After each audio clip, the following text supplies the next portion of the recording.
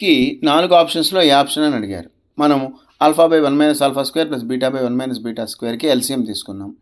తీసుకొని దీన్ని సింప్లిఫై చేస్తే మనకేమొచ్చింది alpha minus alpha beta square plus beta minus beta alpha square by 1 minus beta square minus alpha square beta square minus alpha square వచ్చింది.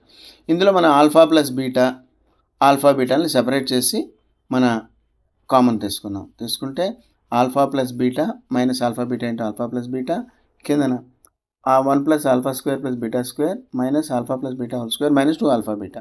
మన ఈక్వేషన్లో alpha plus beta minus B by అంటే minus 3/7, alpha beta అంటే minus 2/7. దీంట్లో substitute చేసాం.